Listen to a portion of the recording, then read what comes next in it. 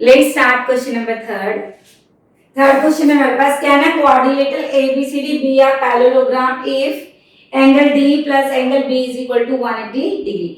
वो क्या कह रहे हैं कि क्वाड्रिलेटरल है हमारे पास ABCD, ठीक है। अगर इनके अपोजिट एंगल का सम 180 डिग्री हो, एंगल D और एंगल B का सम 180 डिग्री हो, तो क्या ये पैरेललोग्राम हो सकता है। देखो बच्चों, यहाँ पे मैंने आपको जो प्रॉपर्टीज बताई हैं पैरेललोग्राम की, उसमें प्रॉपर्टी में आया है कि इसके अपोजिट एंगल्स इक्वल होते हैं। Opposite angle of parallelogram are equal, मतलब एंगल D और एंगल B इक्वल होते हैं, ठीक है।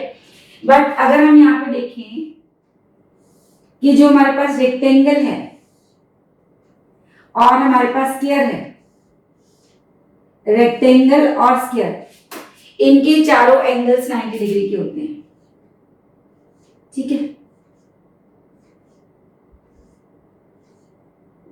ये सारे एंगल्स इसके क्या होते हैं, 90 डिग्री के होते हैं।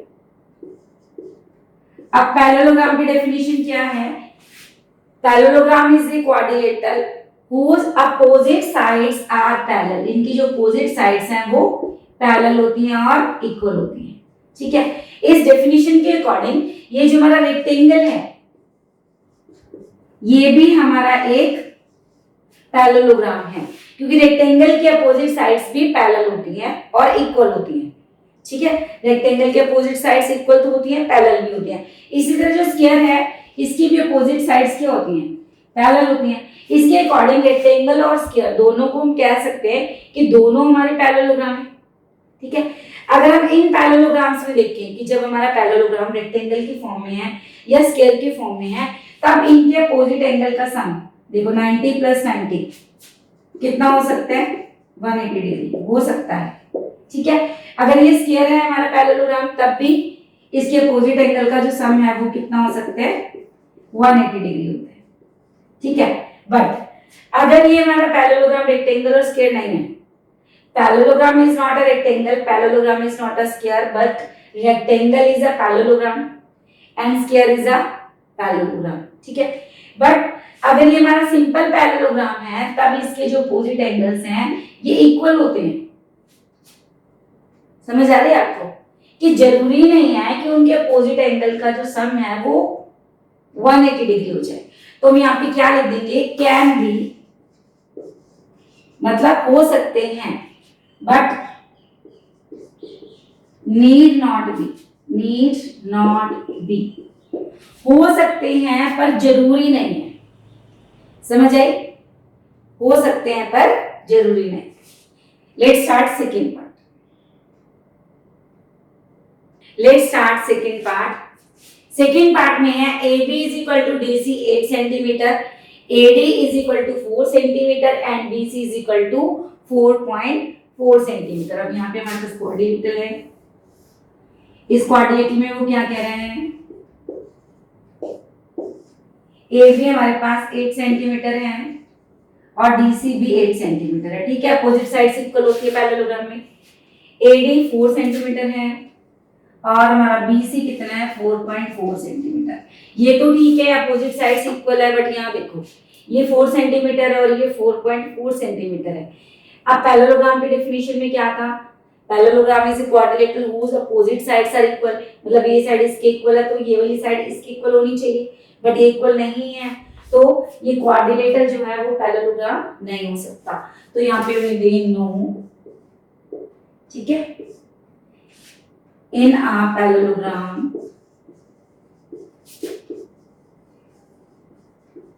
a parallelogram, opposite sides are equal. Opposite sides are equal, but here AD is not equal to BC. Clear? कि ये क्वाड्रिलेटरल पैरेललोग्राम नहीं हो सकता, क्योंकि पैरेललोग्राम के अपोजिट साइड्स इक्वल होती है और यहाँ पे AD और BC इक्वल नहीं है। अब यहाँ पे देखो angle A 70 degree and angle C 65 degree. Angle A हमारे पास दिया है 70 डिग्री और एंगल C दिया है 65 degree.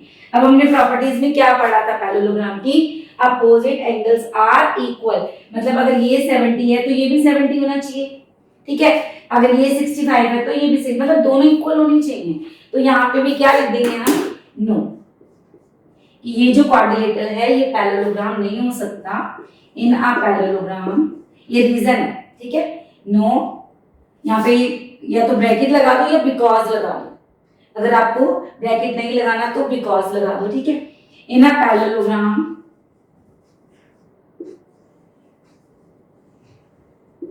opposite angles are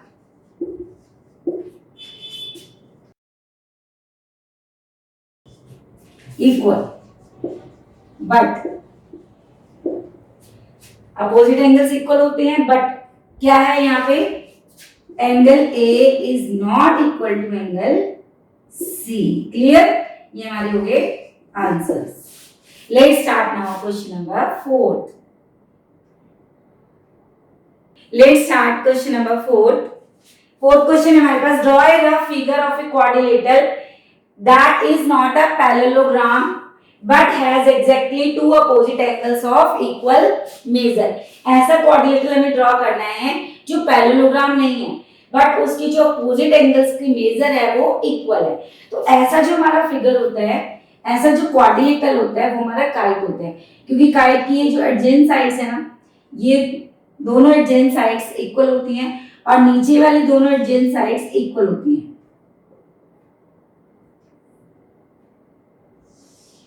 means ये साइड इसके इक्वल होती है और ये साइड इसके इक्वल होती है। इसमें ध्यान से देखो, ये दोनों एंगल्स तो कभी इक्वल नहीं होते, क्योंकि ये जो दो लाइंस होती हैं थोड़ी सी बड़े एंगल की होती हैं और ये छोटे एंगल्स की होती हैं, पर इनके जो ये अपोजिट एंगल्स हैं ये हमेशा इक्वल होते हैं, ठीक है। तो इसका आंसर क्या आएगा हमारा, kite. Let's start question number 5। Fifth question है, the measure of two adjacent angles of a quadrilateral are in the ratio 3:2। Find the measure of each of the angle of the parallelogram। अब यहाँ पे हमारे पास एक parallelogram है, हम इसकी figure draw कर लेते हैं रफली। Give name A B C D, ठीक है। अब यहाँ पे एडजेंट एंगल्स का रेशियो हमारे पास कितना है, 3:2। तो इन पैरेललोग्राम ABCD गिवन रेशियो कितना गिवन लिखा है, हमें गिवन रेशियो कितना दिया है, 3:2। अब एडजेंट एंगल्स होते हैं जो एक ही लाइन पर होते हैं, इसका मतलब AB जो लाइन है, A एंगल और B angle, AB line segment पे जो दोनों एंगल्स हैं A और B, ये हमारे क्या है, एडजेंट एंगल्स हैं। तो इसको हम लेट कर लेते हैं 3x है और ये हमारा 2x है, ठीक है। तो लेट एंगल A 3x और एंगल B 2x, ठीक है।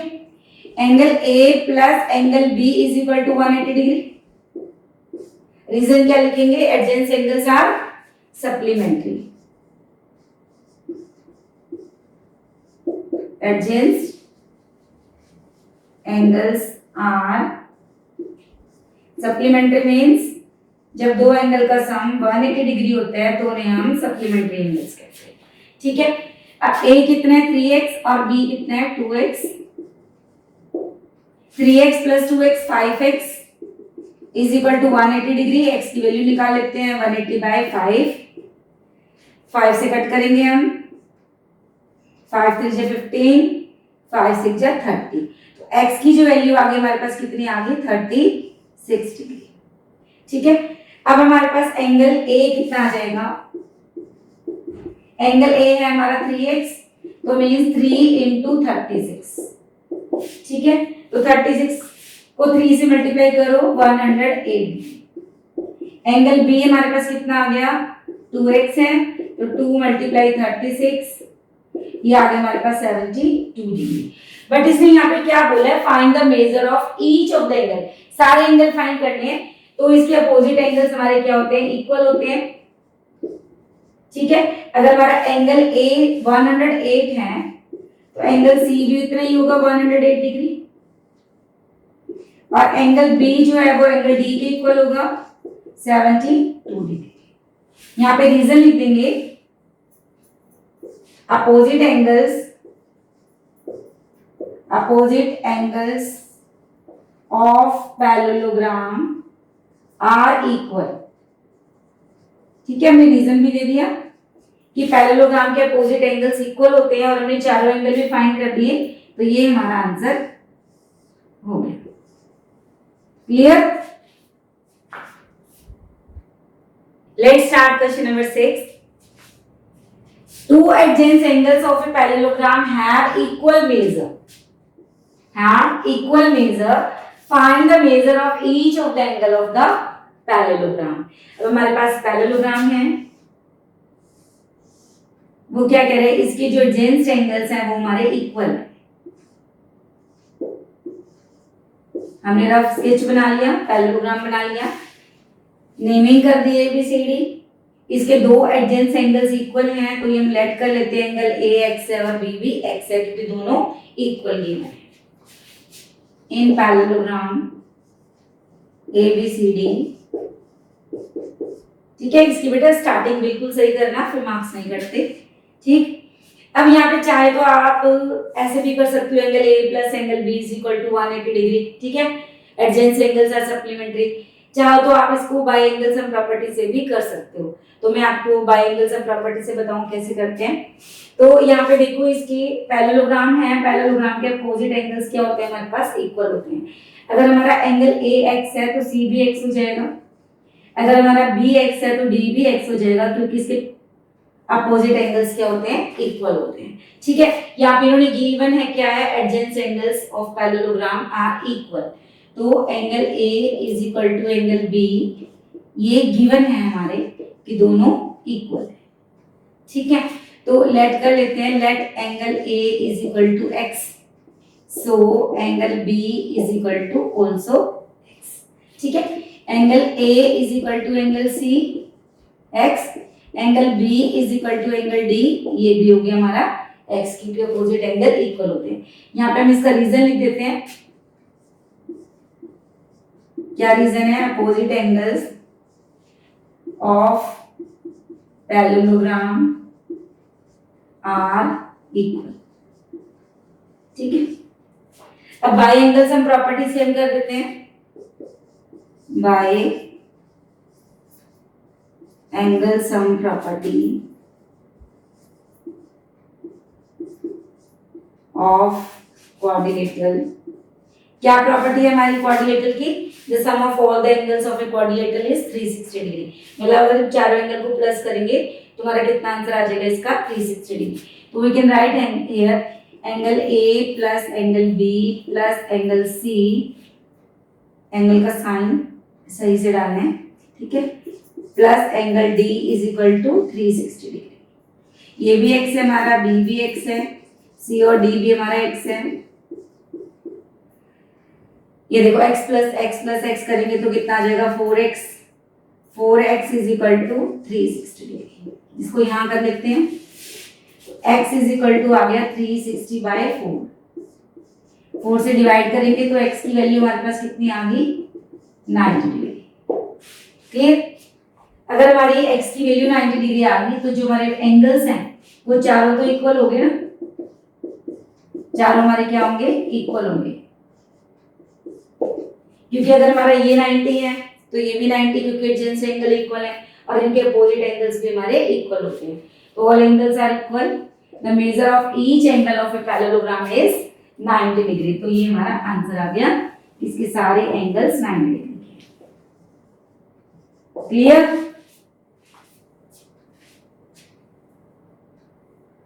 Let's start question number 7 question है हमारे पास, the adjacent figure HOP is a parallelogram. Find the angle, measure x, y and z. State the property you use to find them. Question क्या कह रहा है, HOPE एक पैरेललोग्राम है। ठीक है, इसमें हमें दो एंगल्स गिवन हैं, बाकी जो एंगल्स हैं x, y, z, इनकी वैल्यू हमें फाइंड करनी है प्रॉपर्टी का यूज करते हुए। ठीक है, तो ध्यान से देखो, ये हमारा जो 70 डिग्री एंगल है ये एक्सटीरियर एंगल है, और इसके साथ वाला जो एंगल है इसका नाम हम रख लेते हैं 1। तो अगर हम इन दोनों का सम करेंगे एंगल 1 + 70 डिग्री, ये देखो ये बिल्कुल स्ट्रेट लाइन में है। स्ट्रेट लाइन में जो एंगल्स होते हैं उनका सम 180 डिग्री होता है। ठीक है, पहले हम स्टार्ट करेंगे इन पैरेललोग्राम HOPE,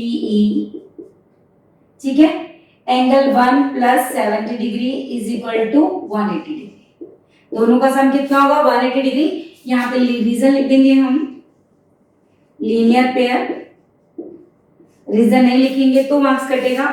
ठीक है, तो एंगल 1 = 180 डिग्री - 70 डिग्री, तो एंगल 1 हमारे पास आ गया 110 degree.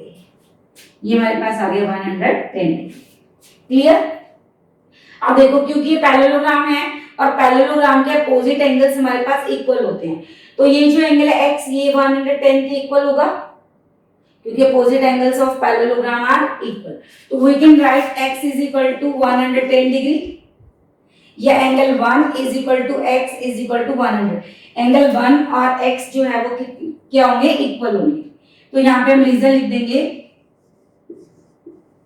Opposite angles are equal. अब यहाँ पे पैरेललोग्राम लिखना जरूरी नहीं है क्योंकि हमने स्टार्टिंग में बता दिया कि ये एक पैरेललोग्राम है। ठीक है, यहाँ पे x की वैल्यू आ गई हमारे पास 110 डिग्री। अब y और z की निकालनी है हमने, तो ध्यान से देखो यहाँ पे ये दो लाइंस जो हैं ये पैरेलल हैं। ये दोनों लाइंस HE और OP क्या है? दोनों पैरेलल लाइंस हैं और ये हमारी ट्रांसवर्सल लाइन है। इसको मैं अलग से बना के दिखाती हूँ। ये दोनों पैरेलल लाइंस हैं और ये हमारी ट्रांसवर्सल लाइन है। तो ये देखो z बनेगा हमारा। तो z के अंदर जो एंगल्स होते हैं वो इक्वल होते हैं और वो अल्टरनेट इंटीरियर एंगल्स होते हैं। ठीक है, ये देखो ये लाइन और ये लाइन हमारी इक्वल है और ये हमारी ट्रांसवर्सल लाइन है, तो ये हमारा z बन गया। ठीक है, तो यहाँ पे लिख सकते हैं y = 40 डिग्री। रीजन दे देंगे, अल्टरनेट इंटीरियर एंगल। ठीक है जी, y भी आ गया। अब हमारा रह गया z, ये आ गया हमारा 40 डिग्री। अब यहाँ पे ध्यान से देखो, अगर हम ये वाला ट्रायंगल ले लें HPO, ये जो ट्रायंगल है हमारा, ये वाला ट्रायंगल, ठीक है, इस ट्रायंगल में दो एंगल्स हमको गिवन है। थर्ड एंगल हम फाइंड कर सकते हैं बाय एंगल सम प्रॉपर्टी से। ठीक, in triangle HOP z + 40 degree + 110 degree = 180 degree. Reason लिख देंगे by angle sum property of triangle. Shortcut में लिख दिया हमने ASP, angle sum property of triangle. ठीक है, तो 40 + 110 150, 180 - 150 डिग्री, तो हमारा z कितना आ गया? 30 डिग्री। ठीक है, z कितना आ गया हमारा? 30 डिग्री। तीनों एंगल्स फाइंड हो गए। x की वैल्यू हमारे पास आ गई 110, y की आ गई 40 और z की आ गई 30 डिग्री।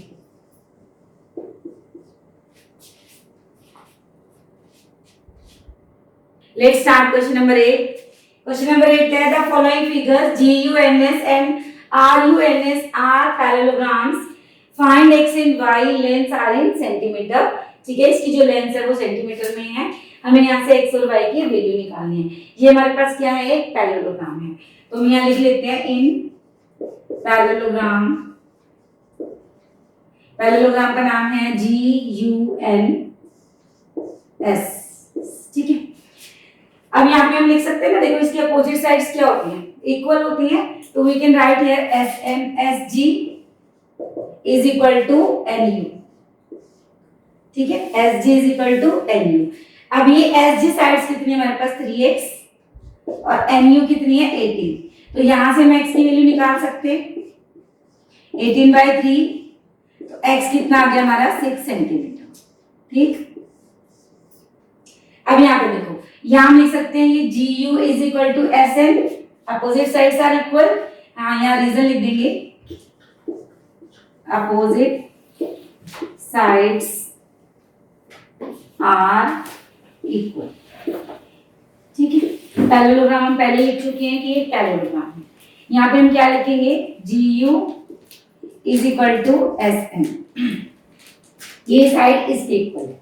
तो GU कितनी है यहाँ पे 3y माइनस 1 और SN कितनी है 26, कितनी है SN 26। यहाँ भी हम रीजन लिख देंगे, अपोजिट साइड्स आर इक्वल, ठीक है जी। तो 3y इज इक्वल टू 26, ये जो -1 इधर आके हो गया +1, तो 3y इज इक्वल टू 27। यहां से हम y की वैल्यू निकाल देते हैं, y इज इक्वल टू 27 और जो 3 है वो 27 से डिवाइड हो जाएगा, ठीक है। 3 नीचे आ गए 27 के, डिवाइड कर देते हैं, 3 9 जा 27, तो y की वैल्यू आ गई 9 सेंटीमीटर। क्लियर। x की वैल्यू कितनी आई थी हमारी 6 सेंटीमीटर और y की वैल्यू 9 सेंटीमीटर, ये हमारा आंसर है। 8 question second part. Second part में हमारे पास क्या है, ये पैरेललोग्राम है, तो हम स्टार्ट करते हैं। इन पैरेललोग्राम, इसका नाम क्या है RUNS, कैपिटल में RUNS, ये हमारा क्या है पैरेललोग्राम है। अब यहाँ पे देखो आप प्रॉपर्टी, लास्ट प्रॉपर्टी मैंने आपको बताई थी, diagonals of parallelogram bisect each other, diagonals of parallelogram bisect each other, कि पैरेललोग्राम के जो डायगोनल्स हैं वो एक दूसरे को बाइसेक्ट करते हैं। बाइसेक्ट का मतलब क्या है, ये जो पार्ट है इसके इक्वल होगा और ये वाला पार्ट इसके इक्वल होगा, ठीक है। यहाँ पे भी हम सबसे पहले इसकी प्रॉपर्टी लिख देते हैं, as we know diagonals of parallelogram bisect each other। bisect का मतलब मैंने आपको बताया था divide into equal parts, ठीक है। सो क्या होगा RN, सबसे पहले हम ये लेते हैं OU is equal to OS, ये वाला पार्ट इसके इक्वल हो जाएगा। It means y plus 7 is equal to 20। तो यहां से हम y की वैल्यू निकाल लेते हैं। अब ये +7 उधर जाके हो जाएगा -7, तो y की वैल्यू आ गई हमारी 13 सेंटीमीटर, ठीक है।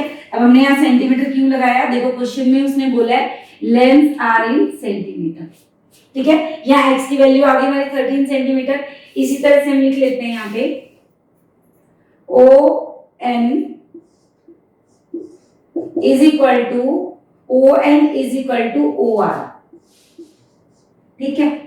ON कितने हैं हमारे पास x प्लस y और OR कितने हैं 16, मतलब ये वाला पार्ट इस पार्ट के इक्वल हो जाएगा, ठीक है। और y की वैल्यू जो है वो हमारे पास अभी पिछले पार्ट में कितनी आई थी 13, x आ गया हमारा 16 minus 13, x is equal to 3 centimetre. Clear. तो यहाँ पे दोनों x और y की वैल्यू आ गई, y की वैल्यू हमारे पास आ गई थी 13 और x की वैल्यू आ गई हमारे पास 3 सेंटीमीटर।